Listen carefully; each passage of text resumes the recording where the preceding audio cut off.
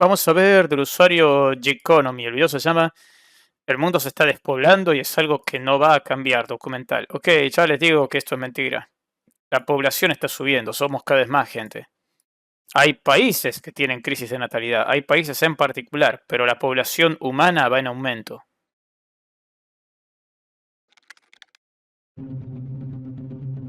Desde hace ya unas décadas venimos escuchando que la demografía en los países desarrollados está colapsando. En los últimos 70 años, la tasa de hijos por mujer ha pasado de 5 a 2. En los años 60, la población crecía a una tasa de un 2,2% anual, mientras que en la actualidad se sitúa por debajo del 1%. ¿Y sabéis qué es lo más curioso? Esto es algo que se produce en las economías más ricas del planeta. Si miramos las economías pobres, vemos que sus tasas de fertilidad son mucho más elevadas que las de los países desarrollados. Y la pregunta que surge aquí es evidente. ¿Por qué? Cuando somos ricos, tenemos menos hijos.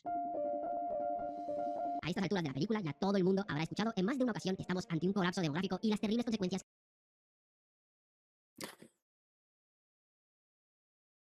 ¿Son todos ricos en los países del primer mundo?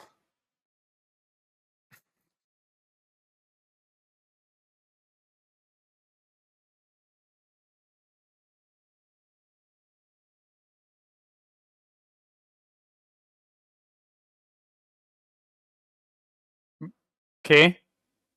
Es que esto tendrá no solo para las economías, sino para la sociedad en general. El país que define a la perfección esto de aquí es Japón. Pero siempre quedan en el aire varias preguntas. ¿Por qué está cayendo la demografía? ¿Por qué cuando un país se vuelve más rico y próspero deja de tener tantos hijos? ¿Es realmente malo que caiga la natalidad? ¿Tendrá algo que ver Japón, la cantidad enorme de horas que tienen que trabajar allí? ¿Que tienen literalmente cápsulas para dormir en la puta oficina porque no te alcanza el tiempo en tu casa?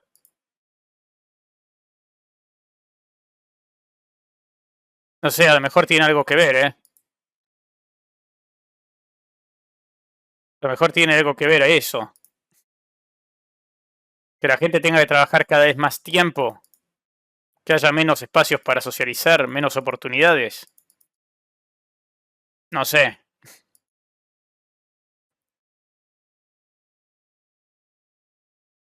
Pesado si se quedan. En las redes sociales hemos visto infinidad de argumentos para tratar de explicar esto de aquí. Los debates a veces pillan tonos bastante calurosos donde unos acaban señalando a los otros. Y en este vídeo hemos querido juntar lo que consideramos que son los argumentos más importantes que nos pueden ayudar a entender esta problemática. Espero que no se note demasiado, que hayamos tenido que estirar el vídeo a 8 minutos para poder monetizarlo bien. Se nos ha ido un poco de las manos, pero un tema tan complejo tiene que ser 52 minutos. abordado con mucha precisión. Tomaros vuestro tiempo para verlo. Agradece el apoyo, likes, comentarios y lo que más ayuda es que os veáis los máximos minutos posibles del vídeo. Pero bueno, vamos al tema que nos ocupa. Así que, no me enrollo más, poneos cómodos, que empezamos. Dale.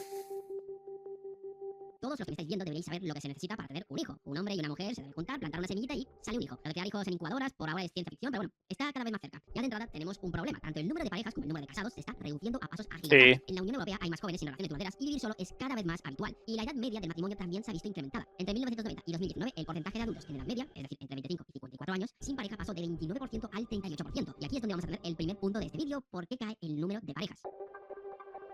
El fenómeno de la soltería es global y existen muchas teorías acerca de los motivos que hay detrás de esto. Desde la aparición de aplicaciones como Tinder, que facilitan las relaciones casuales, que si desde que apareció el LOL los chicos prefieren sacarse el platino antes de echarse novia, que si el cambio de valores o cuestiones económicas, es decir, al final quieres compartir gastos y a lo mejor te da ganas comprarte algo, pero resulta que tu pareja ya llegó al límite de este mes y eso puede acabar desencadenando en una discusión por culpa de que ninguno de los dos sabe gestionar su dinero. Pues no os preocupéis porque hay una solución y es Bank. Se trata de un neobanco que se adapta a tu ¡Ah! Si sois una app, sí podéis compartir gastos o estar mejor de todo es que desde la app de Bank por una licencia bancaria completa o Publicidad. central de los países. Automóvil en tan solo 5 minutos. Si seguís el enlace que tenéis en la descripción de Bank por patrocinar este vídeo y ahora sigamos con nuestra historia.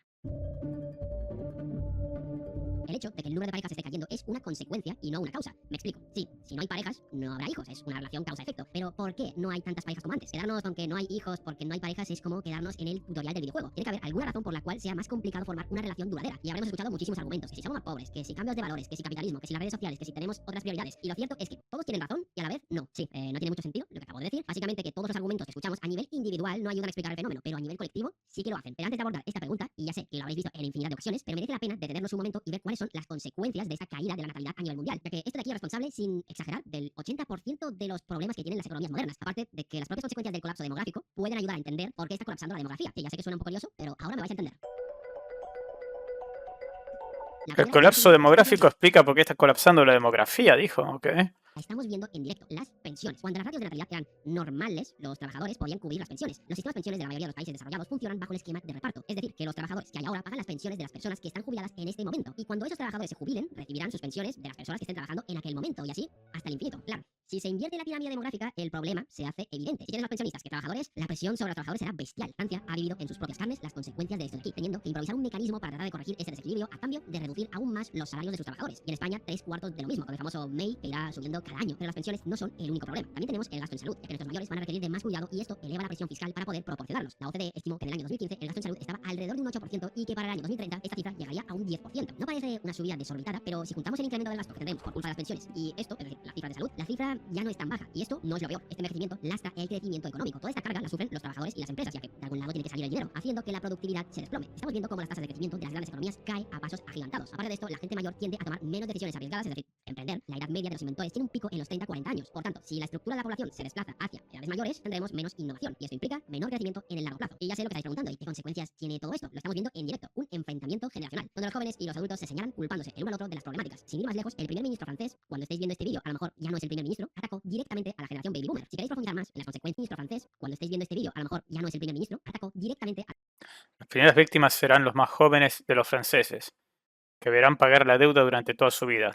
Todo esto por el confort de los boomers. Uf. la generación baby boomer. Si queréis profundizar más en las consecuencias del invierno demográfico y también algunos de los vídeos que os hemos dejado en la descripción, quedaros con que el invierno demográfico reduce el crecimiento de las economías, que es lo que nos importa para la historia de hoy. Pero ¿sabéis qué? Esta caída de la fertilidad que os hemos descrito al principio de este vídeo es aún peor de lo que os pensáis.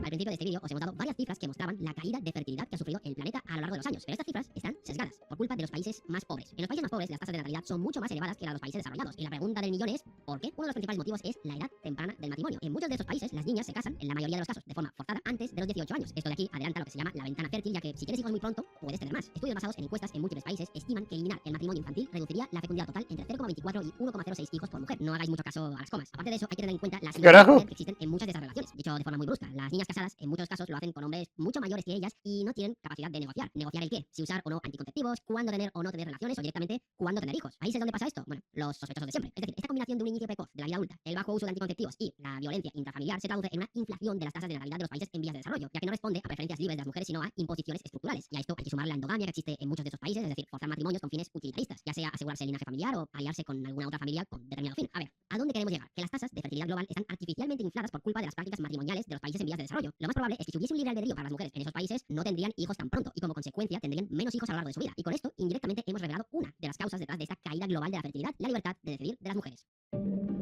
Hemos revelado una de las causas detrás de esta caída global de la fertilidad, la libertad de decidir de las mujeres. ¿Para qué? De su vida. Y con esto, indirectamente, hemos revelado una de las causas detrás de esta caída global de la fertilidad, la libertad de decidir de las mujeres. Escuchémoslo de nuevo. De su vida. Y con esto, indirectamente, hemos revelado una de las causas detrás de esta caída global de la fertilidad, la libertad de decidir de las mujeres. Ok, el problema es la libertad de decidir de las mujeres.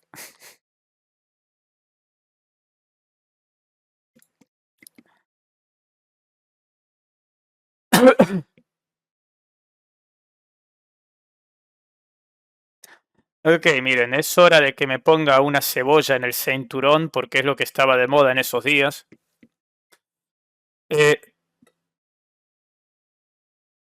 Mis abuelos cuando llegaron a Argentina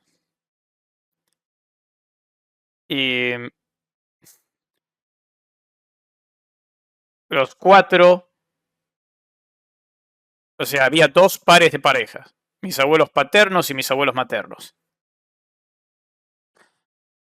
No hablaban el idioma, no tenían estudios, se pusieron a laburar, se pudieron comprar una casa, criar hijos, que no les falte nada, y cada uno con una mujer que era ama de casa. El reto a día de hoy que consigas un obrero, no que no habla el idioma, que no terminó la escuela, no, un obrero argentino, que obviamente va a saber hablar el idioma, que haya terminado la escuela y que con una mujer que sea ama de casa, que no aporte dinero, se consiga una casa y pueda criar hijos, y que a ninguno le falte nada. Dale. Dale, decímelo. Te reto que encuentres alguno, no lo vas a encontrar. Es más, con los dos que tengan laburo, aún así me gustaría que me digas qué tan común es eso, que se compren la casa y que a ninguno le falte nada. Venga, a menos que la mina tenga un laburo mucho mejor que el del obrero, ¿no? Obviamente. Pero que esté más o menos en el mismo estrato social, a eso me refiero. A ver qué tantos encontrás.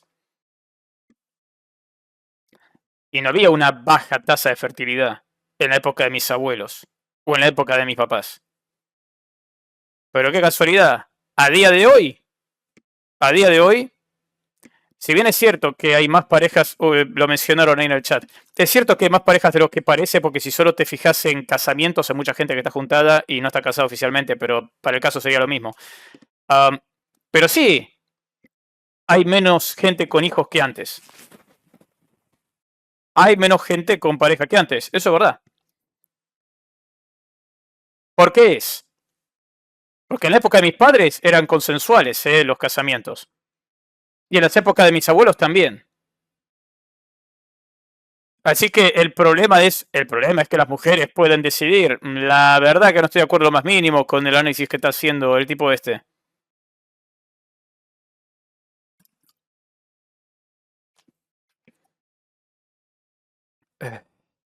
Pongámoslo una vez más para... El problema es que las mujeres pueden decidir, mire. de su vida. Y con esto, indirectamente, hemos revelado una de las causas detrás de esta caída global de la fertilidad, la libertad de decidir de las mujeres. De nuevo, ni mis abuelos ni mis padres fueron matrimonios obligados. En esa época no era lo normal, ni en Italia ni en Argentina, y no había problemas con la tasa de natalidad.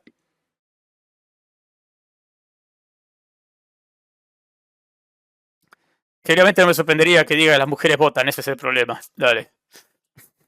Ya que estamos, sí. No sé por qué no lo dice. A lo mejor lo dice más adelante. Recién vamos 12 minutos de 52, así que nos puede dar una sorpresa el amigo. Si hay algo que nos puede ayudar a entender la caída de la fertilidad es la expansión de la escolarización femenina. Si no estás obligado a casarte siendo pequeña, no tiene... Si hay algo que nos puede ayudar a entender la caída de la fertilidad es la expansión de la escolarización femenina. Si no... La expansión de la escolarización femenina. Ok, el problema es que las mujeres puedan elegir y que vayan a la escuela.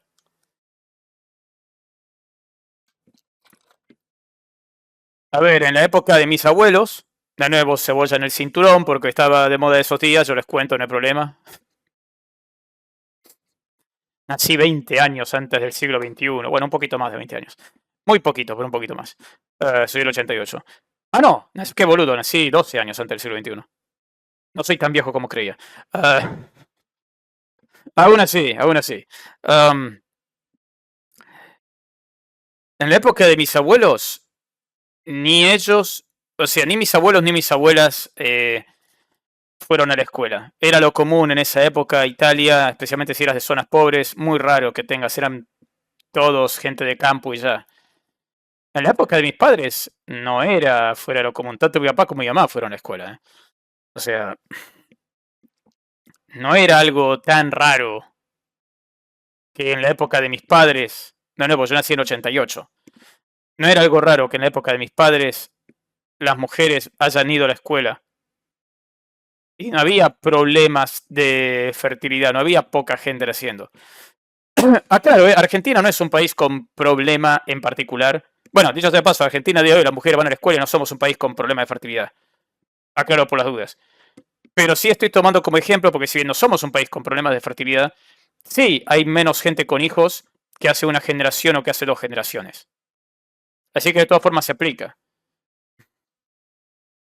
Pero sí, el problema es que las mujeres puedan dar consentimiento, que vayan a la escuela. ¿Qué carajo le pasa a este tipo? En serio, para este punto que diga que puedan votar y ya.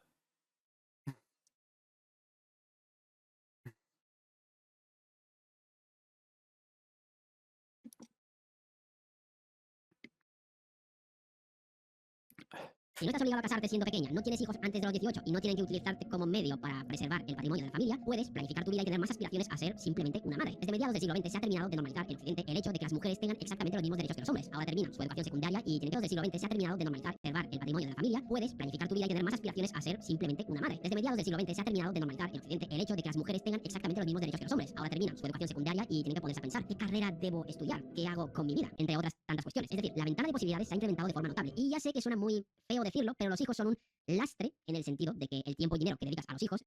Amigo, con las cosas que acabas de decir, ¿en serio te preocupás por decir algo que suene feo?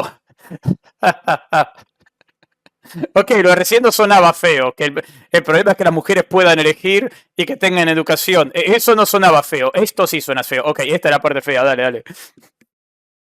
No, el problema nunca es que vivimos una etapa tardía del capitalismo y que el costo de vida cada vez es más difícil y que cada vez es mucho más difícil tener una casa y poder mantener una familia. No, eso no tiene nada que ver nunca.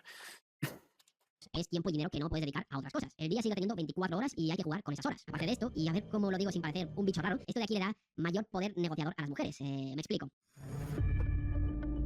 En las sociedades que hemos comentado, aparte de la prohibición directa que hay en muchos casos para que las mujeres trabajen, estudien y demás, tenemos que al casarse y tener hijos tan pronto deben centrar todos sus esfuerzos en el cuidado. ¿Qué implica esto? Que aquí se hace lo que el hombre diga. Si no obedeces, te quedas en la calle y no puedes hacer nada. Ahora la mujer tiene más autonomía y puede tomar más decisiones. Puede elegir cuándo tener hijos, cuántos hijos quiere tener, etc. No es solo una cuestión económica, sino también de aspiraciones vitales. En muchos países en vías de desarrollo, que es donde tenemos las mayores tasas de natalidad, las encuestas revelaron durante décadas la existencia de una gran demanda insatisfecha. Un porcentaje significativo de mujeres que oscilaba entre el 10 y el 40% deseaba retrasar o limitar sus embarazos, pero no tenían acceso a los medios para hacerlo. Los anticonceptivos y dotar a las mujeres de mayor capacidad de elección no generó un cambio de mentalidad. Lo que hizo fue proporcionar las herramientas para que las mujeres puedan tomar decisiones que ya deseaban. No es coincidencia que todo esto empezó a mediados del siglo XX, cuando la mujer pudo empezar a vivir de la misma forma que los hombres. A ver, que no había políticas tan bestias como Nigeria y esos países, pero sí que a nivel cultural la diferencia respecto a la visión actual era más que palpable. Creo que no hace falta explicarlo. Y esto de aquí indirectamente nos ayuda a Ok, no niega eso, bien, bien. entender otra causa que hay detrás de esta caída de la fertilidad, lo que los economistas llaman el seguro biológico. Seguro biológico. Antes de todos los avances médicos de los que estamos disfrutando, la muerte de los infantes en el nacimiento era el pan de cada día. Antes de todos los sistemas de higiene a la hora del parto y la posterior nutrición, la cantidad de niños que morían en el propio parto o a los pocos meses después de nacer era muy elevada. Esto hacía que en las sociedades de alta mortalidad infantil las familias tuviesen la necesidad de tener muchos descendientes como forma de seguro biológico. ¿Para qué? Pues bueno, hay más posibilidades de que algunos lleguen a la edad adulta. Sí, suena duro decirlo, pero así eran las cosas. Pero con todos los avances médicos y educativos, las familias tienen mayor conocimiento acerca de cómo tienen que criar a los hijos y dejan de tener los hijos de reserva por si se te mueren. Esto de aquí hace que las familias sean más reducidas y si a esto le sumamos la mayor formación de las mujeres, que les hace tener mayor conciencia acerca de la existencia y el uso de los métodos anticonceptivos, todo esto les dota de mayor autonomía, pero bueno, esto sería repetirnos. Esto de aquí, aparte de quitar esta necesidad de tener hijos al por mayor, también ha hecho que los padres, a ver cómo lo digo, invierten más en la calidad de los hijos. A ver, que como ahora ya no hay que tener tantos hijos, puedes dedicar más esfuerzo en criarlos como toca. Puedes proporcionarles más educación, más recursos y más estabilidad que si tienes 7 hijos. En lugar de decir la calidad de los hijos, ¿por qué no decía simplemente que pueden darle una mejor educación o mejor calidad de vida? Calidad de los hijos le manda. No, estos hijos son de muy alta calidad, ¿eh? No como esos otros hijos que tenías antes, por favor, se nota que mejoraste.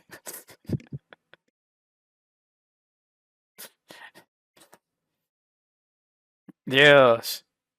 Parecería que, o sea, ¿quién los está tasando? ¿Qué onda? ¿Los vas a vender a los hijos o algo así? Bueno, paren, creo que este es medio libertario, ¿no? Para. A lo mejor tiene el clavo, a lo mejor tiene el clavo. Esperemos a ver qué dice. Medio libertario el tipo, así que a lo mejor va por ahí la cosa. Sí, se trabó el chat en pantalla, tenés razón. A ver. Gracias por avisar.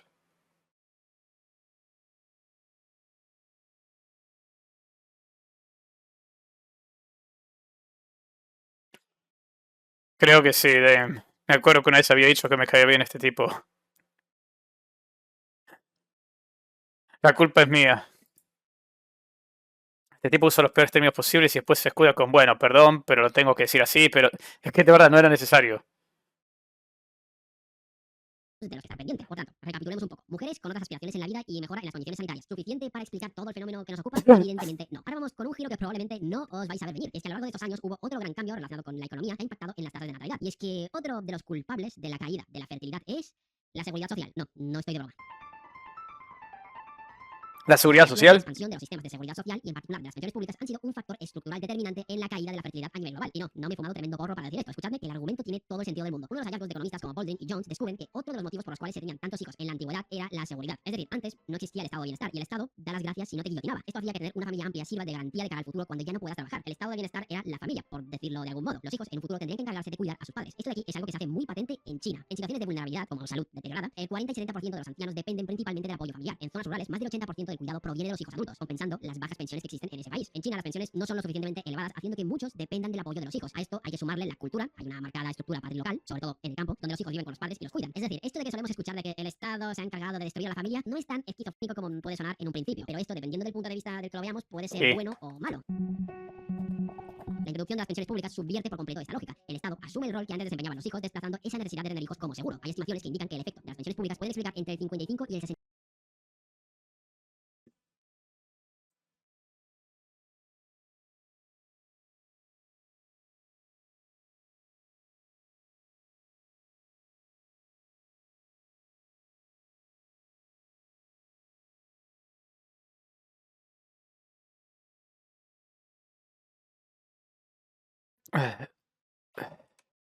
Es culpa del Estado. Pero las pensiones de China me llama la atención.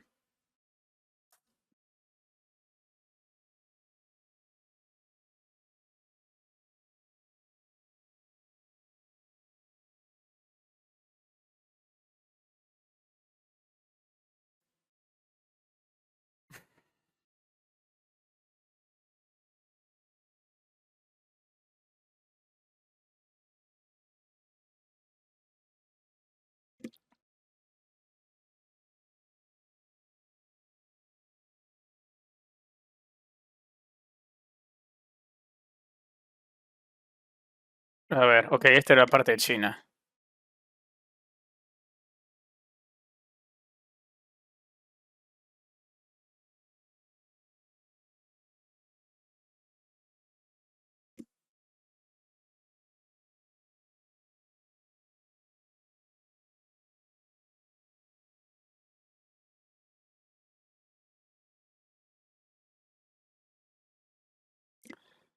Ok, esta es la conclusión de ChatGPT. ¿Se pueden considerar baja? Comparaciones. Comparado con países desarrollados, muchas pensiones chinas se quedan cortas, especialmente si uno debe cubrir vivienda, salud y transporte. Pero si lo comparas con el promedio local rural o con los ingresos de personas mayores que no tienen otra forma de ingreso, pueden ser muy importantes para evitar la pobreza.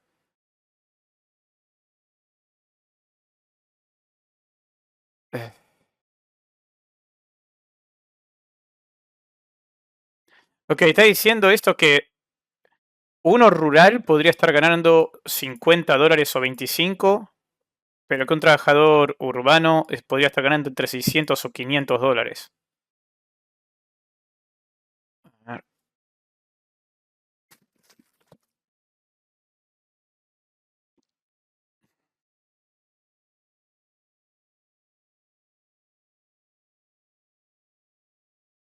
Acá dice Google. El sistema de pensiones de China es de 3 niveles, con una pensión básica urbana, un plan obligatorio de segundo nivel y un plan voluntario de tercer nivel. Ok.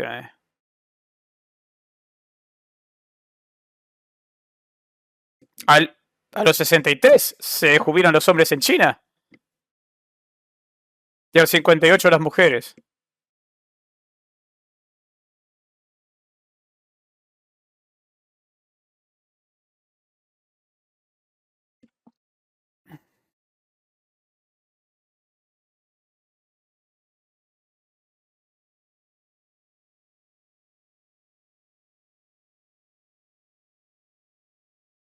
Ok.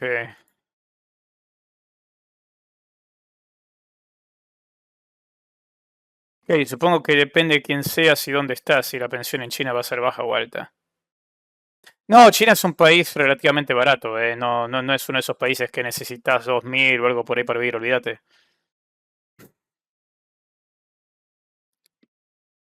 China las pensiones no son lo suficientemente elevadas, haciendo que muchos dependan del apoyo de los hijos. A esto hay que sumarle la cultura, hay una marcada estructura patrilocal, sobre todo en el campo, donde los hijos viven con los padres y los cuidan. Es decir, esto de que solemos escuchar de que el Estado se ha encargado de destruir a la familia no es tan esquizofrénico como puede sonar en un principio, pero esto depende. El Estado destruye a la familia, sí. Dependiendo del punto de vista del que lo veamos, puede ser bueno o malo. La introducción de las pensiones públicas subvierte por completo esta lógica. El Estado asume el rol que antes desempeñaban los hijos, desplazando esa necesidad de tener hijos como seguro. Hay estimaciones que indican que el efecto de las pensiones públicas puede explicar entre el 55 y el 65% de la diferencia de fertilidad entre Europa y Estados Unidos. Y a ver, esto no es culpa de las pensiones públicas o del estado de bienestar en sí. Es decir, esto lo provoca el hecho de que ya no se necesiten a los hijos como forma de sustento. Pongámonos en el plano más liberal. El desarrollo de los mercados de capitales también genera el mismo efecto. Si tú inviertes para tener un colchón financiero, también te quitas esa necesidad. En este caso lo produce el sistema público de pensiones porque es el que tienen la mayoría de los países. Pero si viviésemos en el país más liberal del planeta con sistemas de pensiones completamente privados, pasaría lo mismo. Es decir, lo que lo provoca no son las pensiones públicas. Dame el ejemplo, ¿dónde pasa eso? El país más liberal del planeta, donde las pensiones son todas privadas y los jubilados están bien cuidados. ¿Me puedes decir el ejemplo? ¿Cuál es ese país?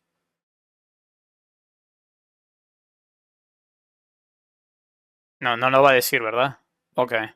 Sino que ya no se necesitan a los hijos para el sustento. Espero haberme explicado bien. Y en esta explicación que os hemos dado, indirectamente hemos mencionado otra de las causas que hay detrás de esta caída de la natalidad, cuando estábamos hablando de China y los entornos rurales. Tradicionalmente, estos entornos son caracterizados por tener familias más amplias y entornos más familiares. Para los que seáis de pueblo, me podéis confirmar esto de aquí. Pues todo esto, poco a poco, se va perdiendo en favor de una mayor urbanización. La urbanización es un motor universal de la caída de la fertilidad y no es solamente un factor. Se trata de un enorme ecosistema de presiones económicas, sociales y psicológicas que en conjunto alteran la tasa de fertilidad. En primer lugar, y aquí perdonadme por usar expresiones de economista, en entornos preurbanos, es decir, en entornos rurales, los hijos en gran medida eran un activo, pero en entornos urbanos se convierten en un pasivo. Me explico, pero antes creo que es conveniente hacer una pequeña aclaración. No es que las familias hagan un cálculo y digan, mira, el hijo nos va a generar una deuda de 100.000 euros, por tanto, debemos tener cuidado en la cama que nos va a salir caro el polvo. Evidentemente no es así. Pero si te cuesta llegar a final de mes, tienes que estudiar un máster, tienes que echar horas en el trabajo para ascender, inconscientemente haces ese cálculo mental de que no puedes permitirte un hijo. La ciudad tiene lo bueno de que es donde están todas las oportunidades, pero a la vez tiene la contraparte de que la vida es mucho más cara y caótica. En ciudades como Hong Kong, Seúl o Londres, el coste de un apartamento para una familia puede superar 20 o 30 veces el ingreso medio anual, obligando a las parejas a posponer la paternidad o decidir que solo pueden permitirse un hijo. A lo mejor podemos tener un hijo, pero vivimos en un estudio de 30 metros cuadrados, como que no es el mejor entorno para formar una familia. Perú y Chile no lo son. No, no son buenos ejemplos. Cuando se privatizaron las pensiones nunca salió bien. Ok, acá están diciendo Noruega, pero están todos sindicalizados. Hasta el bus vive dignamente por los sindicatos. En Suecia. Ah, sí, eso me acuerdo que siempre decían. No hace falta salario mínimo porque en los países nórdicos nadie tiene salario mínimo y cobran muy bien. Sí, pero eso es porque los mismos sindicatos no quieren que haya salario mínimo, porque ellos quieren negociar cuánto le van a pagar a los empleados. Prácticamente todos los trabajadores están sindicalizados y tienen sindicatos que funcionan muy eficientemente. Díganme que esa es la situación en América Latina, venga. A ver si alguien se anima a decir esa estupidez. Permitirse un hijo. A lo mejor podemos tener un hijo, pero vivimos en un estudio de 30 metros cuadrados, como que no es el mejor entorno para formar una familia. A esto súmale. Sí, bien dicho. Sí, tardó 22 minutos, pero llegó al punto.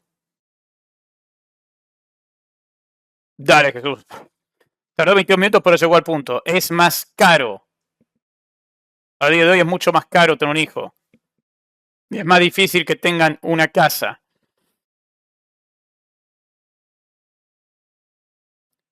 Que hay que pagar escuela, trabajo, transporte y en algunos casos, si ambos trabajan, los cuidados. Un informe de Iowa Population Research Institute de China calculó que el coste de criar un hijo hasta los 18 años equivale a 6,9 veces el PIB per cápita del país. Aparte de esto, la vida urbana también te mete en otra dinámica. Pero antes de seguir, fijaros como todos los argumentos que vamos diciendo se van entrelazando entre sí. Las mujeres tienen otras aspiraciones, no solo las mujeres, los hombres también, pero esto lo veremos más adelante. Esas aspiraciones las llevan a vivir en grandes ciudades, intensificando aún más este efecto. A ver, ¿por dónde iba?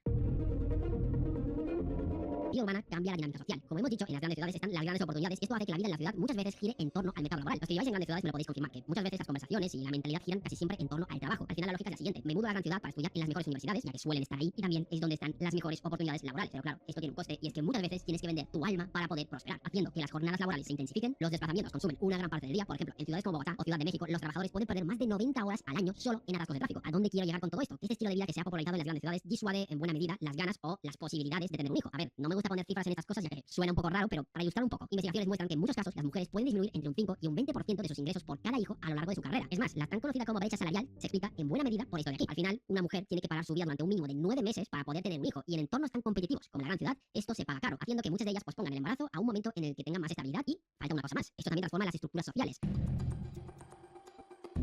Todo este ambiente de ciudad también atomiza en buena medida los lazos tradicionales. Es decir, en la gran ciudad estás tú y tu pareja, con suerte algún hermano o algún familiar perdido por ahí, pero no hay esos lazos que te encuentras en los pueblos, no solo familiares, sino también de amistad. Los que seáis de pueblo podéis confirmar que es completamente otro rollo el trato con las personas y la cercanía que hay en un pueblo a lo que hay en una gran ciudad. Por ejemplo, en una gran ciudad, ¿a quién vas a dejar a tu hijo? Ya vas muy justo con el salario como para que encima tengas que estar pagando En una ciudad, incluso alrededores de una gran ciudad, puede ser que ni conozcas a tu vecino y estás viviendo con él hace 10 años.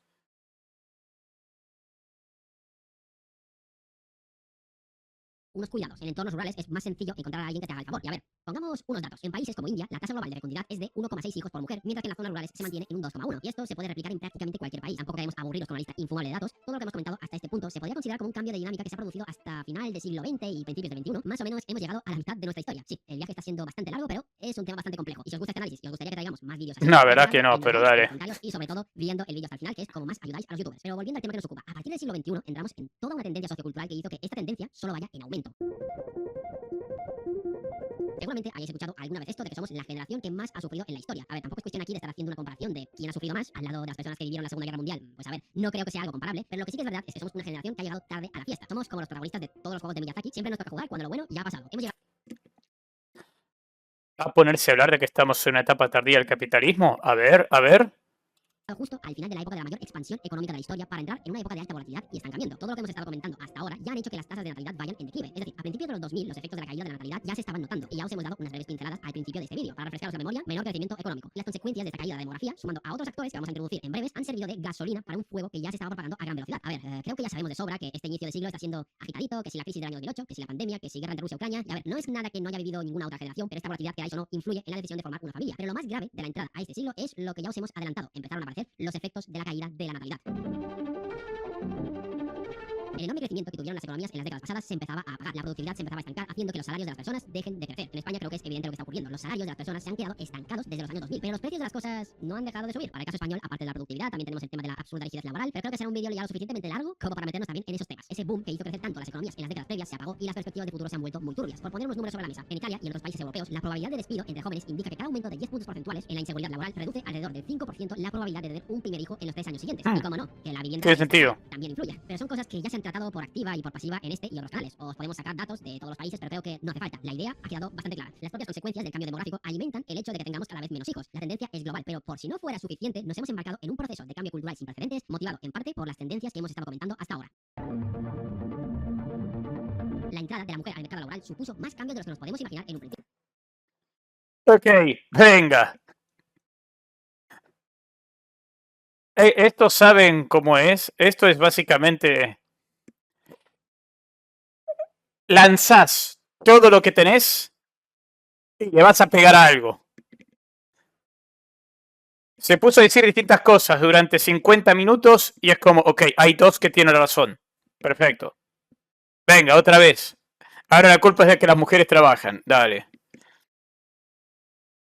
Dale. ¿No será que a lo mejor el hecho de que sí o sí sea necesario tener a ambos de la pareja trabajando afecta la posibilidad de que se planteen tener hijos?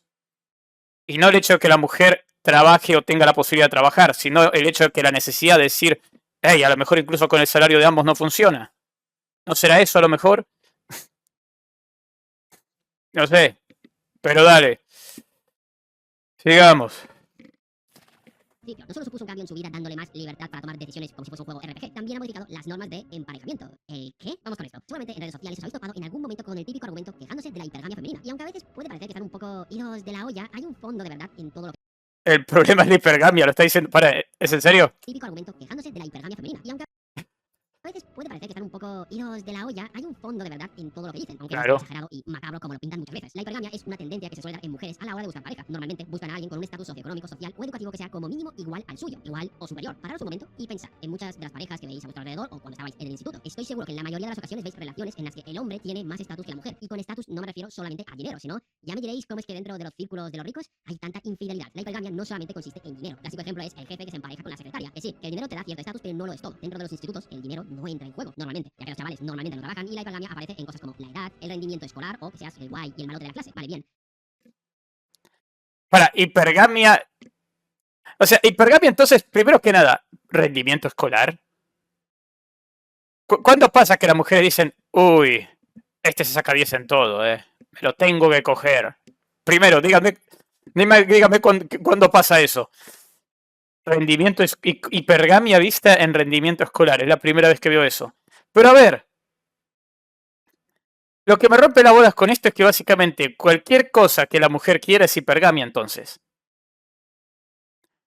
Si vos sos un tipo normal y te querés coger a la que está más buena del barrio, no te van a decir que sos hipergámico. A pesar de que se supone que estás aspirando a algo que está por arriba de lo tuyo. Ahora, si es una mujer que le gusta el tipo por el motivo que sea, es hipergamia. O sea, no es que ella es un 7 y este chabón es un 9, es hipergámica. O sea, si vas a decir que las mujeres son hipergámicas por eso, decir que los hombres también somos hipergámicos entonces si nos queremos coger a Scarlett Johansson y no somos Chris Evans. O sea, la mera existencia de una mujer es hipergamia, sí.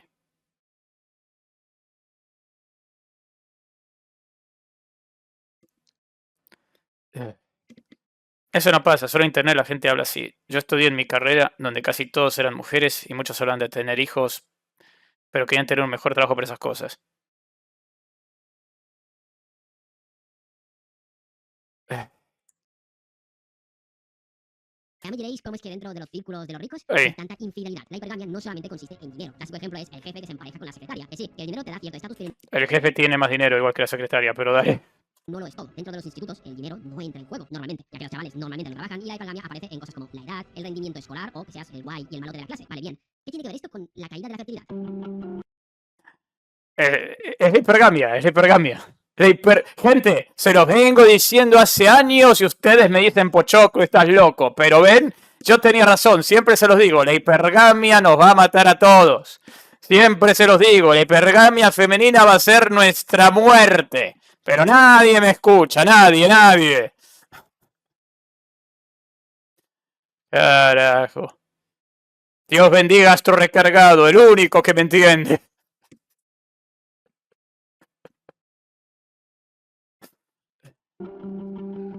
Antes de la entrada de la mujer al mercado laboral, la hipergamia estaba muy marcada, de forma muy simplificada. Antes, con que tuvieses un trabajo ya era casi suficiente para ponerte por encima. E insisto, no solamente es cuestión de dinero, sino... La entropía y la hipergamia están relacionadas, sí. La hipergamia y las mujeres están causando la entropía en el universo, no me cabe duda. Llegamos a ese nivel, Dame, no sé.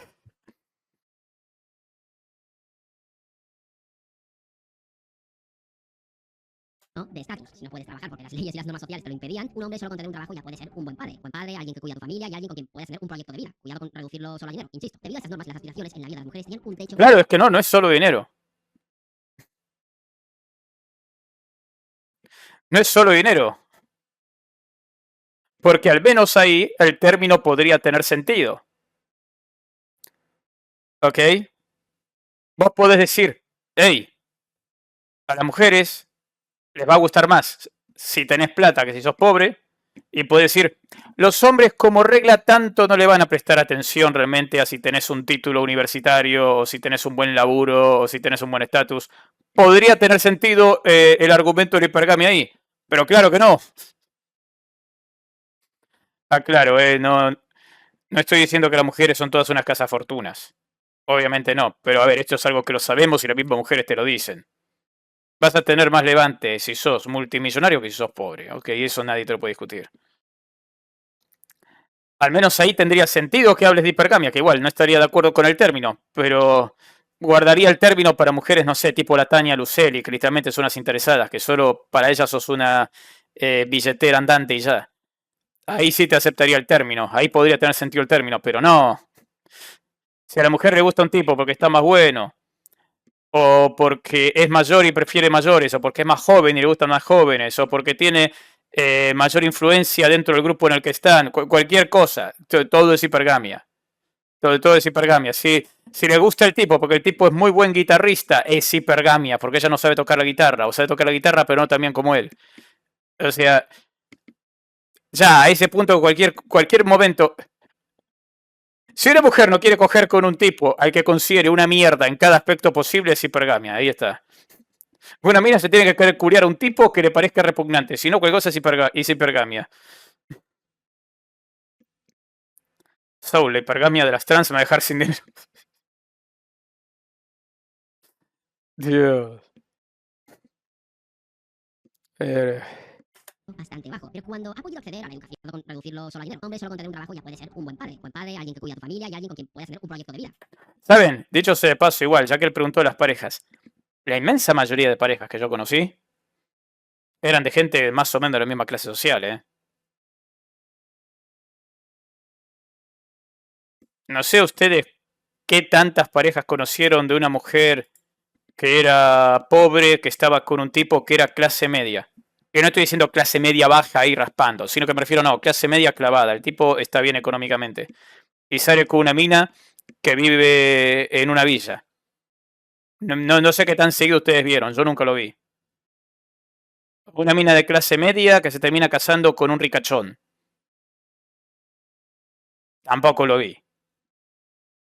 A ver, no digo que pase, pero lo más común que las parejas sean entre personas con un en clases sociales similares. No digo que no pase, ¿eh? No digo que no puedas ver una persona que es pobre casada con una persona de clase media o con alguien con mucha plata, no digo que no pase, pero digo, no es la tendencia, eso estoy hablando.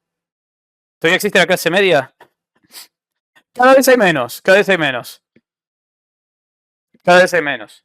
O sea, que también es eso, ¿no? O sea, suponete que vos sos una mina que es muy pobre y querés casarte con un rico. ¿En qué lugar vas a frecuentar? ¿Dónde lo vas a conocer? Es como, y aún si lo conoces, suponete que a lo mejor al tipo le gustaste y es como, ok, venga, termina viendo un encuentro. El tipo después se va a querer casar con vos, es como. Y no es muy común, ¿eh? Y antes de que alguien diga, a veces pasa, sí, ok, venga. El ricachón que se casa con una mina que es bien pobre. Sí, fuera de las novelas a veces pasa. Ok, dale. A lo mejor, a lo mejor uno que otro caso, no es lo común. Cuidado con reducirlo solo a dinero, insisto. Debido a esas normas, las aspiraciones en la vida de las mujeres tienen un techo bastante bajo. Pero cuando ha podido acceder a la educación y al mercado laboral, las aspiraciones en la vida han cambiado y, por tanto, la hipergamia se ha intensificado. En Estados Unidos, el 36% de las nuevas uniones formadas entre el año 2005 y el 2015 fueron hipógamas. La hipogamia es lo contrario a la hipergamia, mientras que las relaciones hipergámicas.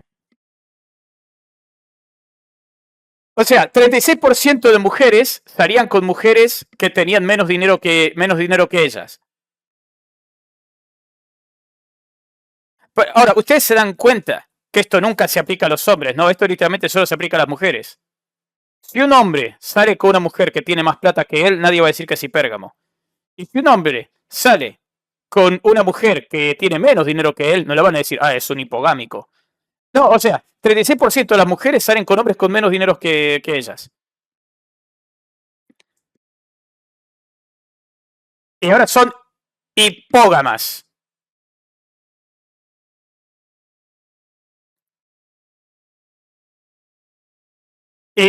Si está ganando exactamente lo mismo que ella, son homógamas, ¿ok? Hipogamia, homogamia, hipergamia, ok. Listo, ya le dije, si una mujer quiere algo con un tipo, ya está.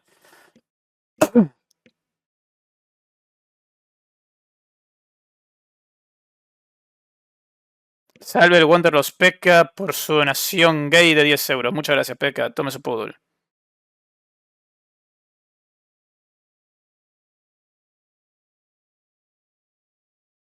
Y conejitos para todos.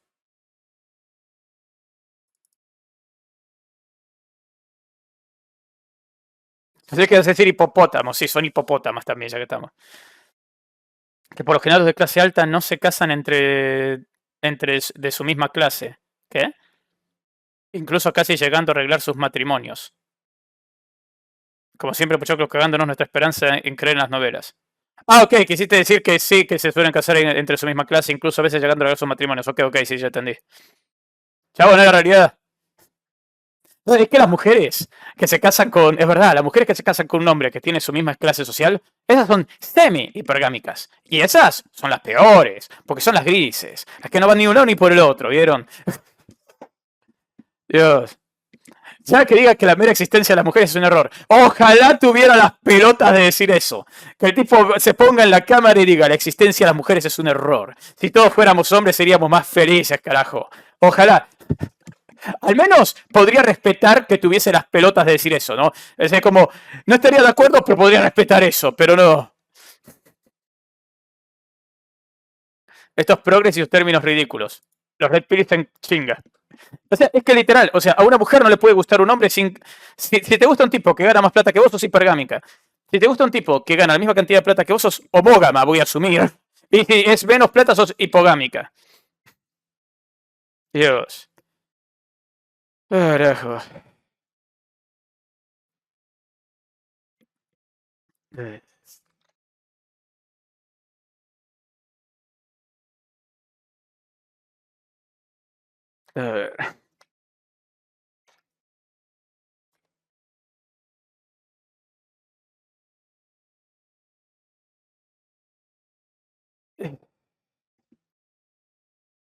Ahora, si quieren saber opinión personal, y si alguno de ustedes no está de acuerdo, dígamelo, o si alguna mujer me está viendo, la mayoría somos hombres, pero si alguna mujer quiere comentar, dígamelo.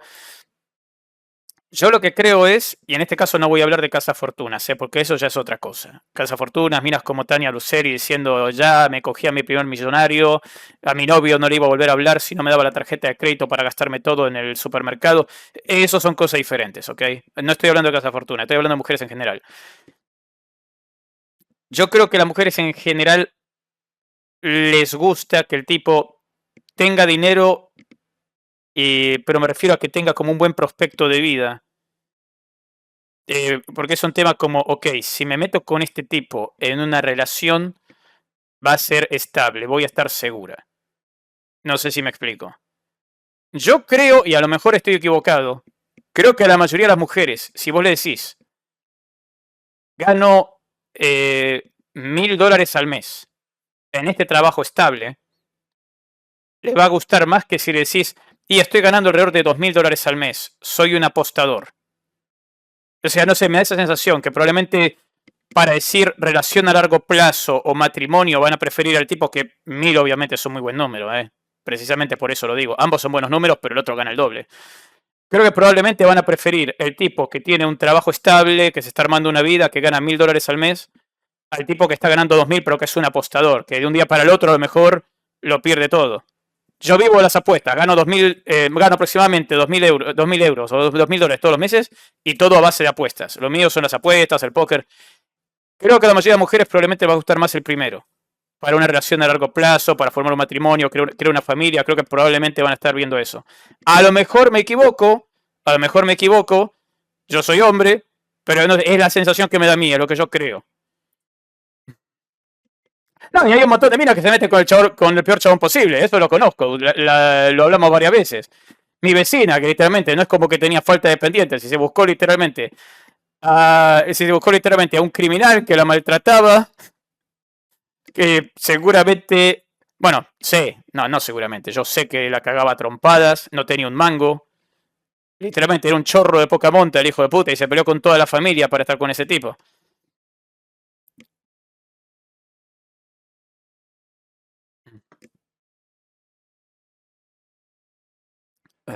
Cojamos entre nosotros como espartanos y ya. Esa es la respuesta racional. Gracias, Ise Kent, por ser la voz de la razón en el chat. Sigamos.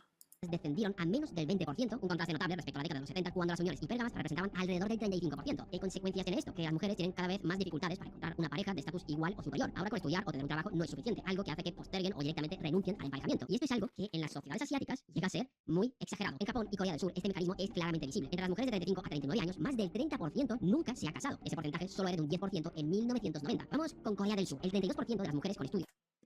Pero Corea del Sur, boludo, es Inlandia. Literal, Corea del Sur es el país, y esto lo vimos en otros directos, ¿se acuerdan? Es el país que más autoeliminaciones femeninas tiene. Es una sociedad pero hiper machista. Y están, obviamente, nunca todos, ¿verdad? Pero están súper acomplejados. ¿Se acuerdan de esa actriz? Que no me acuerdo de una campaña publicitaria que estaba haciendo esto porque estaba sosteniendo algo. Y estaban todos como locos diciendo que hizo este gesto porque estaba hablando de que los penes de los coreanos son muy chiquitos. Que se armó toda una campaña en redes en contra de la mina porque hizo este gesto, que estaba enojadísima. Perdón, estaban enojadísimos, no ella. O sea, si tenés que citar a Corea del Sur, si tenés que citar a Corea del Sur en una discusión Sobre parejas, es básicamente como de, ya perdiste toda credibilidad. Es el peor lugar posible, amigo, para citar. Eh,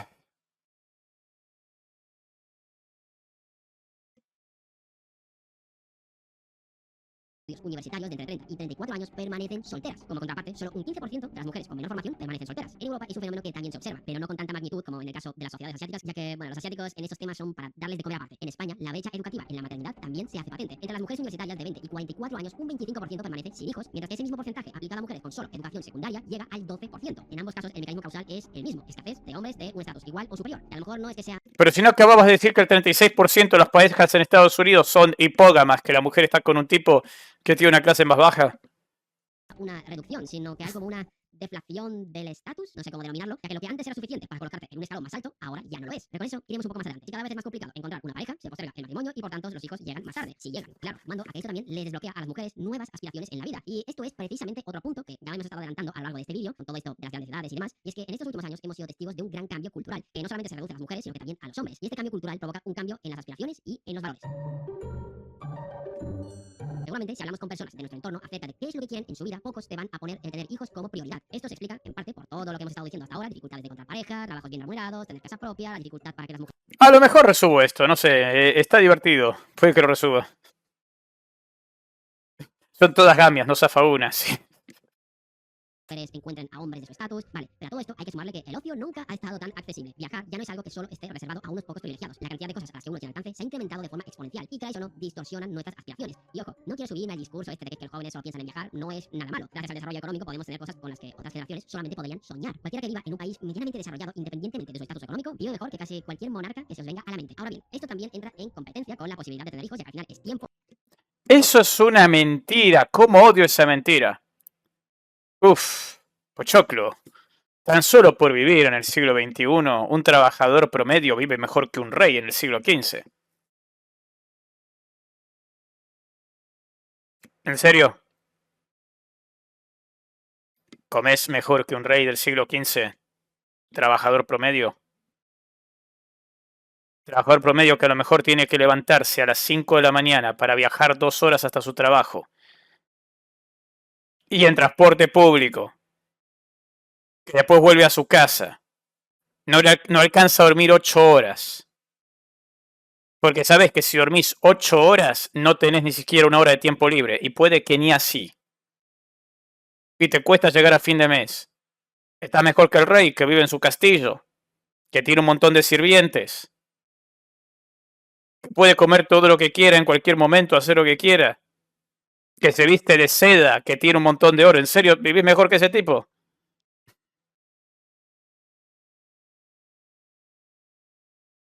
¿Qué quieren que les diga?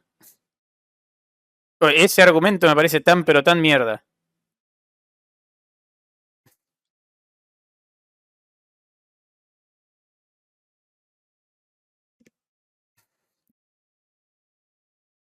Eh, no sé, yo no tengo criadas que cocinan todo, meseros y varias concubinas. Eh, Es que en serio, ese argumento lo detesto.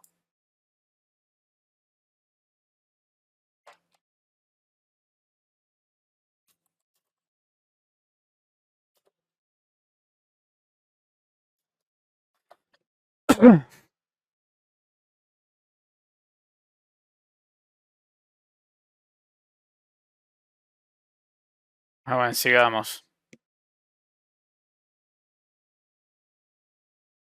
También dinero, y el tiempo es finito y cada uno se lo administra como quiere. Pero esto no es lo más importante a la hora de hablar del cambio de valores y prioridades en la vida. Sí, puede influir un poco, pero no tanto como lo que vamos a comentar a continuación. La religión ha sido un importante mecanismo de cohesión social a lo largo de la historia. Como estáis viendo en este mapa, los países abandonan cada vez más las creencias religiosas. Sí, ya sé que la escala de colores del mapa no es ¿Qué?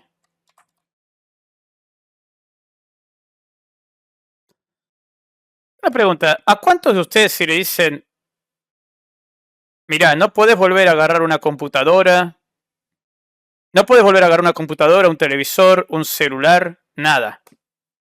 Pero a cambio vas a vivir como un rey.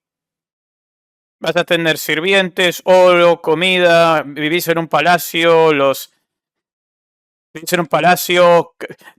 No vas a tener auto, pero vas a tener la carroza con caballos. O sea, ¿cuántos toman el trato? Lo único.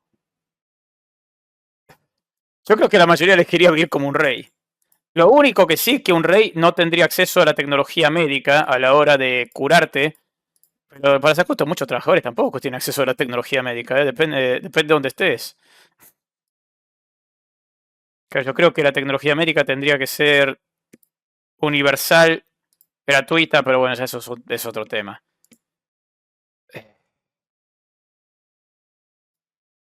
A ver, yo amo la tecnología, no me malinterpreten, pero un rey es un rey, ese argumento pelotudo. En competencia con la posibilidad de tener hijos, ya que al final es tiempo, también dinero, y el tiempo es finito, y cada uno se lo administra como quiere, pero entra en competencia con la Sí, el estrés también te jode la vida. ¿Cuántos laburantes es que se joden la vida precisamente por estrés? posibilidad de tener hijos, ya que al final es tiempo, también dinero, y el tiempo es finito, y cada uno se lo administra como quiere. Pero esto no es lo más importante a la hora de hablar del cambio de valores y prioridades en la vida. Sí, puede influir un poco, pero no tanto como lo que vamos a comentar a continuación. La religión ha sido un importante mecanismo de cohesión social a lo largo de la historia, pero como estáis viendo en este mapa, los países abandonan cada vez más las creencias religiosas. Sí, ya sé que la escala de colores del mapa no es precisamente intuitiva. La desvinculación entre la religión y la vida cotidiana ha debilitado la influencia de... ¿Qué hablas? La mayoría de las personas son creyentes, chabón. La mayoría de las personas son creyentes. Los ateos en la mayoría de países no llegamos ni al 5 o el 2%. ¿De qué estás hablando? A ver, que hay países donde el nivel de ateos es bastante más alto, sí. Pero que en España hay muchos ateos, amigo, o en Latinoamérica hay muchos ateos, o Estados Unidos, ya que lo pusiste como ejemplo. Ahí ni en pedo. Son bien creyentes y de los creyentes rompe pelotas, ¿eh? No de los creyentes tranquilos de, sí, yo creo vivo mi vida tranquilo. No, de los que te dicen te vas a ir al infierno y te mereces ir al infierno y toda esa mierda. Está lleno de fundamentalistas Estados Unidos. ¿De qué habla? En serio, ¿dónde se sacó este dato? normas pronaturalistas históricamente ligadas a instituciones religiosas. Podemos comparar Europa con Estados Unidos. En Europa occidental, la asistencia religiosa semanal es inferior al 15% y la tasa de hijos por mujer es de 1,5. En Estados Unidos, donde la religión tiene un papel más importante, tiene una tasa más elevada. Ok, al menos lo aceptó. Pero supuestamente se supone que no tiene... se supone que Estados Unidos es un ejemplo de países que también están bajando la demografía y todo. ¿Qué más da? De 1,9. Crecer y multiplicar. No hace falta decir más. Sumando a la percepción que tiene el cristianismo de la familia. Bueno, no solo el cristianismo, con todas las religiones pasa algo parecido. Se ha observado que todos los países que abandonan sus creencias ven cómo las tasas de natalidad van disminuyendo. Básicamente porque se erosiona. ¿Qué Europa abandonó sus creencias? ¿Pero qué estás hablando, chabón?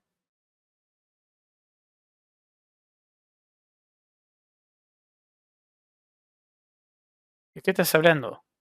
Los valores culturales que promovían la procreación. Tras la llamada segunda transición demográfica característica de los países desarrollados de los años 70, el modelo tradicional de familia nuclear se fragmenta y se produce una desvinculación cada vez mayor entre matrimonio y reproducción. Básicamente, ahora ser padre o madre no es un paso obligatorio en nuestra trayectoria vital, sino opciones abiertas a la elección individual. Encuestas recientes muestran que la proporción de adultos jóvenes en Europa que consideran aceptable no tener hijos como proyecto de vida ha superado el 40%, cuando hace 3 décadas ese porcentaje alcanzaba apenas un 15%. El cambio de valores y de objetivos vitales ha hecho que las prioridades de los jóvenes cambien por completo. Y no me refiero a cosas como ocio, viajar y esas cosas. Podemos hablar de cosas como la independencia económica o simple desarrollo personal. Ya no nos preocupamos por seguir los mandatos del de arriba, sea la religión que sea, sino por nuestros objetivos individuales. Lo más parecido a alguien que nos está observando en todo momento hoy en día es Internet.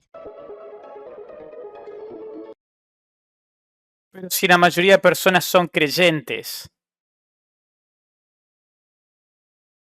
por definición creen que Dios los está observando. Si fueran países de mayoría atea, te lo acepto, pero no es el caso.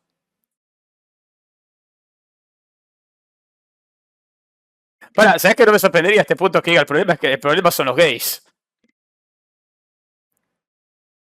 Literal, hay países donde la cantidad de población LGBT es más alta que la de ateos.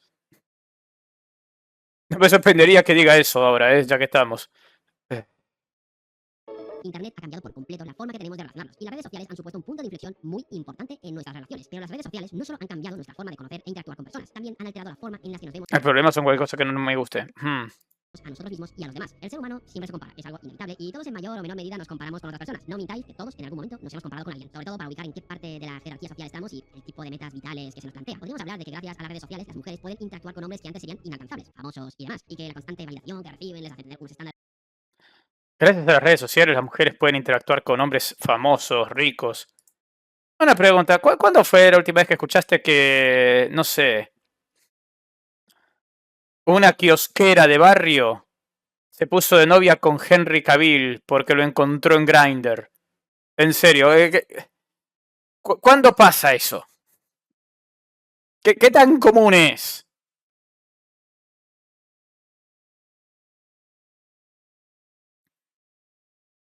Poco realistas, pero no van por ahí los tiros. Los cambios que han generado las redes sociales son mucho más profundos que esto de aquí.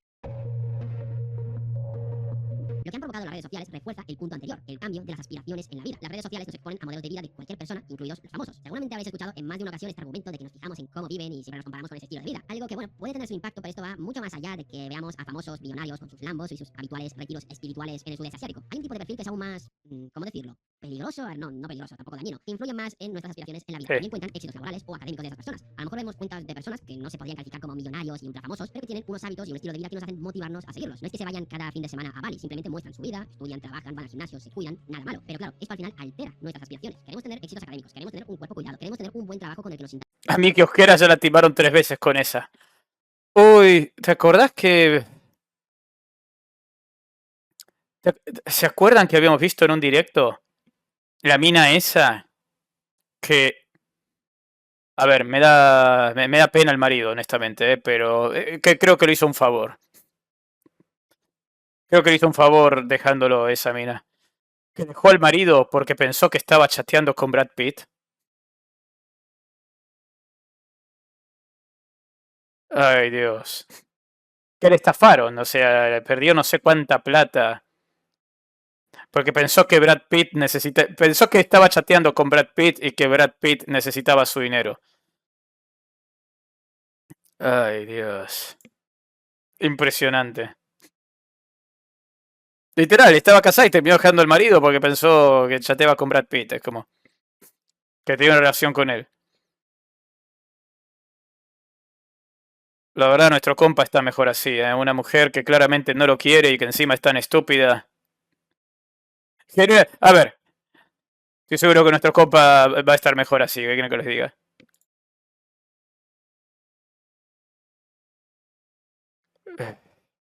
Estamos realizados. Problema, que conseguir el éxito hoy en día es más complicado de lo que era antes. O mejor dicho, la definición de éxito ha cambiado bastante. Aquí podemos entrar en un debate filosófico de qué es tener éxito, que si tener dinero, que es viajar, que tener el trabajo de nuestros sueños, formar una familia. Da igual la definición que utilicemos, el argumento de fondo sigue siendo exactamente el mismo. En las décadas pasadas, el éxito o el ascenso en la jerarquía era mucho más lineal, progresivo. Y ahora me voy a explicar. A mediados del siglo pasado tuvimos el auge de la universidad. Acceder a estudios superiores se ha convertido en algo relativamente sencillo, sumando que las mujeres también se han incorporado. En aquel entonces, tener un título universitario era algo que te diferenciaba, por tanto, había cierta lógica en los pasos que dabas a lo largo de tu vida. Terminabas los estudios secundarios y ya podías acceder a trabajos normalitos, pero si terminas tu carrera universitaria, accedías a trabajos top. Por tanto, veías una relación entre me esfuerzo y obtengo una recompensa. Ahora las cosas han cambiado. En muchos países, por ejemplo España, cuando terminas un grado universitario, estás igual o en algunos casos peor que cuando terminaste la educación secundaria. ¿Significa esto que la universidad no sirve para nada? No, pero eso es tema de otro vídeo de estas dimensiones. La etapa educativa se ha alargado y ahora no basta con tener una carrera, sino que también se necesita un máster y años de experiencia en el sector. El punto es que el éxito o el ascenso social, da igual como lo definamos, ahora es exponencial. No es que vamos dando pasos poco a poco y vemos los resultados. No, ahora necesitas tener título universitario, los 18 años y 10 años de experiencia. Eso es lo que piden. Genuinamente, hay algunos tipos que con los... con lo que piden en los anuncios habría que meterlos presos. De una.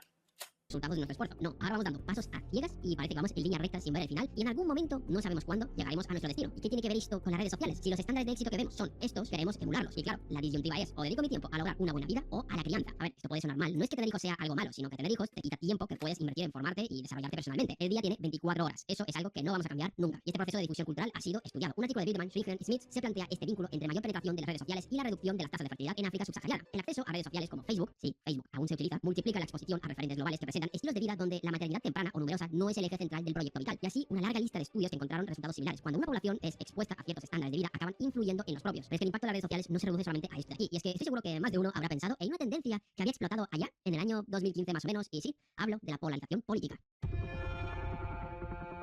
Nuestra aspiración política va mucho más allá de si queremos más o menos impuestos. Al final siempre parece que todo se reduce a plano económico, pero el ser de izquierdas o de derechas, no nos metamos en la definición de estas ideologías, por favor. Las diferencias van mucho más allá que simplemente más Sí, por favor, no definamos los términos que estamos usando.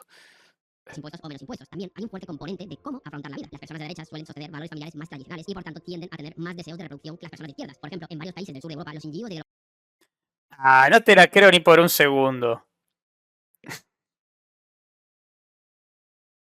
Literal.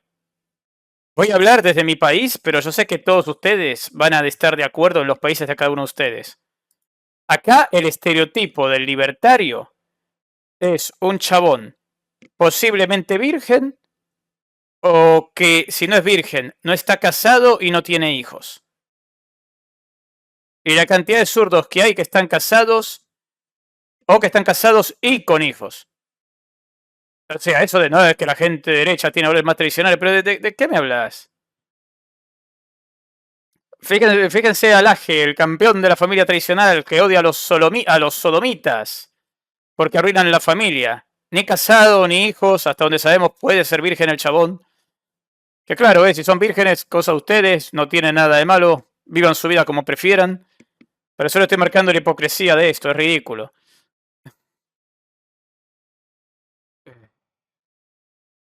Mi papá es zurdo y sigue casado. ¿Eh?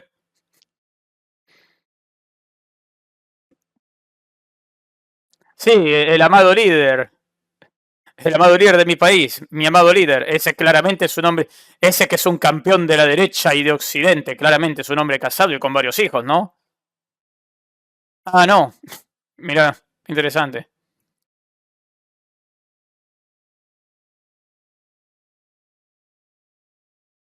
Sí, el problema son los zurdos, boludo.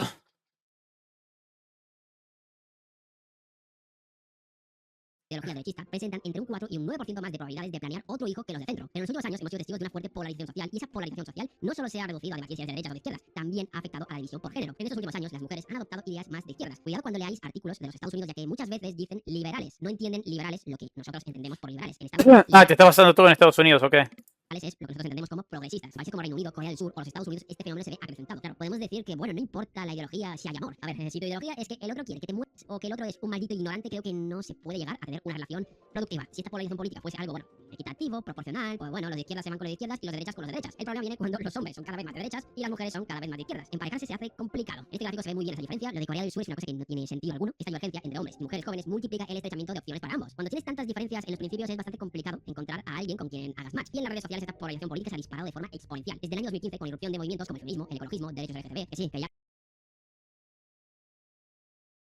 Ok, ¿qué había dicho de que dentro de poco le va a echar la culpa a los gays? Feminismo, ecologismo, derechos LGBT, ahí está, ahí está.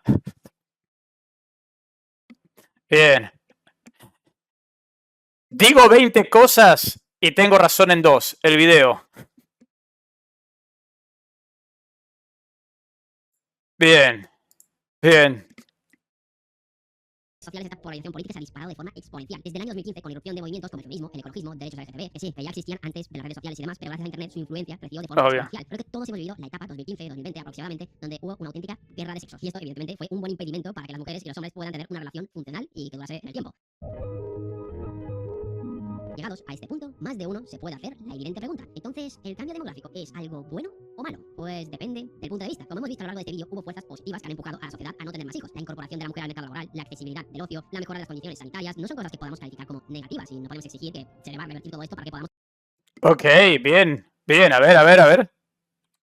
Del punto de vista, como hemos visto a lo largo de este vídeo, hubo fuerzas positivas que han empujado a la sociedad a no tener más hijos. La incorporación de la mujer al mercado laboral, la accesibilidad del ocio, la mejora de las condiciones sanitarias, no son cosas que podamos calificar como negativas y no podemos exigir que se le va a revertir todo esto para que podamos tener hijos. Cosas como el Claro. económico, la polarización Paren, no mencionó que las mujeres puedan elegir pareja como algo positivo.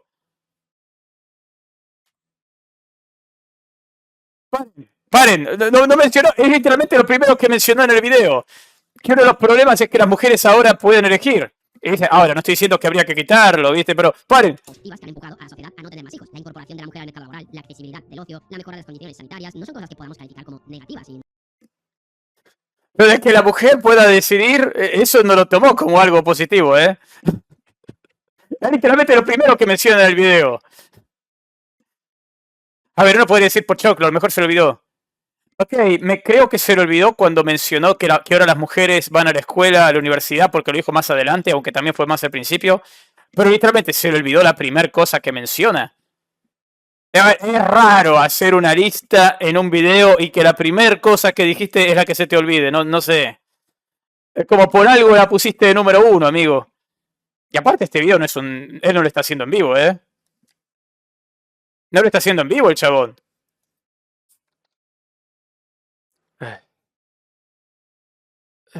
No podemos exigir que se le va a revertir todo esto para que podamos tener hijos. Cosas como el estancamiento económico, la polarización de las redes sociales, la constante comparación que hacemos con el modelo de vida de otras personas o la hipercompetitividad a la que se someten las grandes ciudades son cosas que sí que podemos calificar como negativas. Y luego hay todo un terreno de grises, el cambio de las aspiraciones en la vida, la reducción de las creencias religiosas, son cosas que, bueno, dan pie a debate. Pero tras hacer este análisis, La reducción de las creencias religiosas es algo malo, a pesar de que la mayoría de personas son creyentes igual. Ok. hay una conclusión que creo que es evidente. El cambio demográfico ha venido para quedarse. Muchas de esas cosas responden a fuerzas que escapan por completo a nuestro control y el de los gobiernos. Habréis escuchado noticias, propuestas de gobiernos que quieran ofrecer subsidios por hijo, incentivos fiscales para que las familias tengan más hijos. Puedes estar a favor o en contra, pero tras ver este vídeo creo que queda más que claro que no estás atajando todo el problema. Estás atajando una pequeña parte del problema. No hay que combatir el cambio demográfico, eso es algo que, como hemos dicho, ha venido para quedarse. Lo que tenemos que hacer es adaptar nuestras economías y sociedades a este cambio demográfico. El problema está en que los estados modernos se han construido sobre una pirámide demográfica tradicional y ahora con el cambio demográfico todo este pilar que sustentaba nuestras sociedades está empezando a tambalearse y las consecuencias no se reducen a la simple economía. Para, ¿y qué propones? ¿Cómo se hace con las pensiones? ¿Cómo adaptas el modelo económico a las pensiones? Si lo que estás diciendo es que ya no hay plata para mantener a los pensionados, porque cada vez hay menos personas trabajando que sean jóvenes y cada vez hay más pensionados, ¿cómo adaptas el modelo económico a eso? ¿Cuál sería tu solución? Me gustaría que lo diga en serio. ¿Cuál? La tensión social que están soportando todos los países afectados hace que esto se convierta en una olla a presión difícil de manejar. Esto del enfrentamiento de los jóvenes y los boomers es solo la punta del iceberg de la problemática. La solución pasa por desligar nuestros sistemas económicos y sociales de la demografía. El crecimiento demográfico responde a muchísimas fuerzas que escapan al control directo de los gobiernos, sino que se le obligan a los chinos. No nos vamos a extinguir, a lo mejor la población se estanca o decrece un poco, pero no estamos ante el fin de la humanidad. Solucionando algunos de los problemas que hemos mencionado y con apoyo de la tecnología, ya sé que esto de la reproducción en cápsulas es muy ciencia ficción y en algunos casos puede ser un poco controvertido, sé que a muchos nos mola ni un pelo, pero es algo que está sobre sé que esto de la reproducción en cápsulas crece un poco, pero no estamos ante el fin de la humanidad. Solucionando algunos de los problemas que hemos mencionado y con apoyo de la tecnología, ya sé que esto de la reproducción en cápsulas es muy ciencia ficción y en algunos casos puede ser un poco controvertido, sé que a muchos nos mola ni un pelo, pero es algo que está sobre la mesa y queráis o no, se va a implementar. Seguramente con todo esto podamos paliar parcialmente la problemática. No vamos Ok, vientres artificiales. A ver, no estoy en contra de los vientres artificiales. No existen igual, así que no tiene sentido estar en contra de eso, pero cuando sean posibles. No estoy en contra de los vientres artificiales, pero... A ver, si me das un vientre artificial me lo cojo, no tengo problema, no estoy en contra de eso. Pero... Y no me digan que no funcionan así, esos son pelotudeces.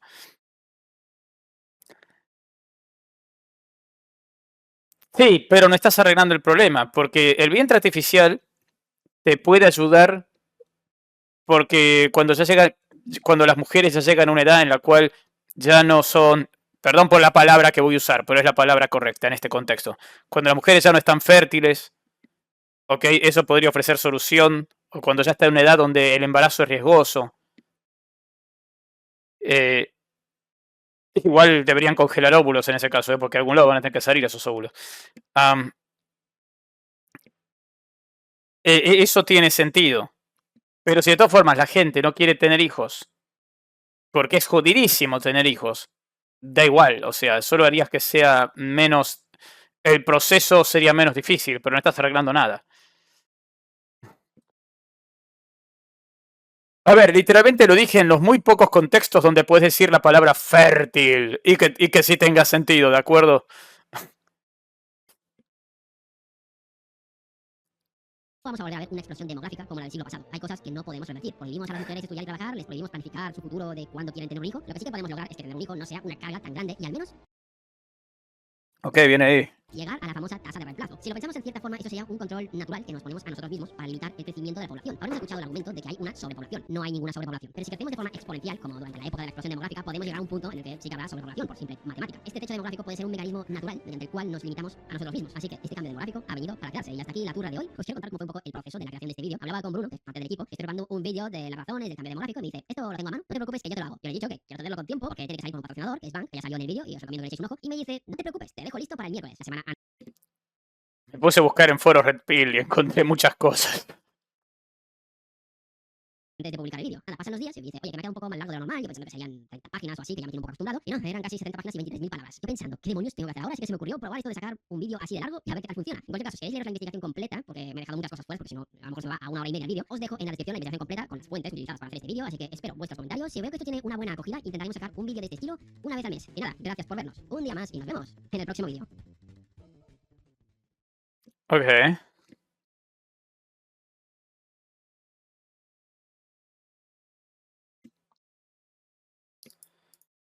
No suelo ver comentarios, pero tengo interés. Yo me acuerdo que hace 10 como 20 años. Ok, esto no tiene nada que ver. Me encanta el formato, estamos hasta las cejas de... Voy a lanzar mi hipótesis antes de ver el video. Culpa del LOL. Ok.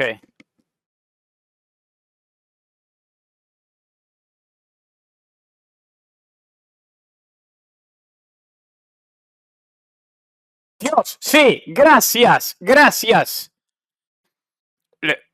Bien, no estaba esperando encontrar tan rápido un comentario así. Nuestro amigo dice, soy ingeniero civil con maestría en administración de la construcción y administro la construcción de 2.500 viviendas al año. Llego a la casa de mi mamá a las 7 de la noche. No me alcanza para comprar siquiera un departamento. Si tengo hijos, ¿quién me los va a criar? ¿A dónde los voy a meter? Al menos aquí en México no tener hijos es asunto de lógica. ¿Quién quiere traer hijos a sufrir pobreza al mundo? Gracias. Dios, ese debería ser el comentario más votado del video. Muy bueno. Ya, no voy a buscar más. No voy a buscar más porque encontré oro. Encontré algo lindo. Encontré algo bonito. Ya, voy a parar ahora. Voy a parar ahora. Fin, ya está. Encontré algo lindo. Encontré algo lindo. Nos quedamos con eso, ¿ok? Ya está. Nos quedamos con el buen comentario. Eso es todo. Eso es todo. Encontramos algo bueno. No voy a seguir. No voy a tentar a la suerte. Pero le pergamia. Sí, sí, le pergamia. Venga, venga. Bueno, gente, si les gustó este video, por favor no se olviden de darle me gusta y comentar. Suscríbanse para ver más videos como este en el futuro. Y pueden suscribirse a mi otro canal, Pochoclo en 3D, donde reacciono estos videos en vivo y donde ustedes pueden mandarme videos para que reaccione. También, si quieren apoyarme, el enlace a mi Patreon está en la descripción. Nos vemos.